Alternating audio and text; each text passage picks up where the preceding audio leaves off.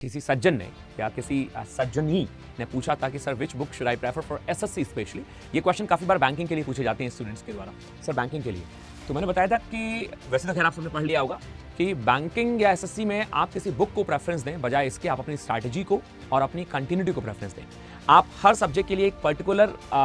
सही सोर्स पकड़ लें, वो आपसे बेहतर कोई नहीं जानता। जब आप एक चीज़ को देखते हो, समझते हो, तो आपको मालूम पड़ जाता है कि कौन सा सोर्स सही है, और उसके बाद फिर आप जब उनको फॉलो करते हो तो कम से कम उस चीज़ को आप जब 5 से 6 बार रिपीट करते हो, आप रिवाइज करते हो, आप मॉक्स लगाते हो, तो एग्जाम निकालना आसान हो जाता है। लेकिन हम में से बहुत सारे स्टूडेंट्स, ये मैं सभी को बता रहा हूँ, सभी ध्यान से सुने, हम में से बहुत सारे स्टूडेंट्स क्या करते हैं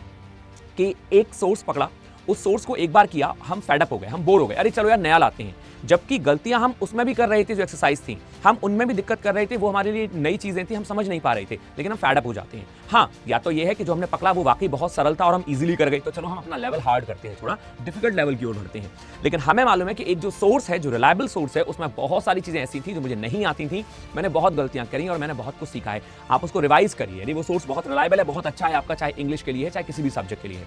आप उसको कम से कम 4 से 5 बार रिवाइज करिए, क्योंकि एग्जाम में ना वहीं से कहीं से बन जाता है कोई भी क्वेश्चन, कुछ अलग नहीं आता। बस देखा ये जाता है कि कौन ऐसा है जिसने कितनी बार रिवीजन बहुत स्ट्रॉन्ग किया है, मॉक्स बहुत ज्यादा लगाए हैं,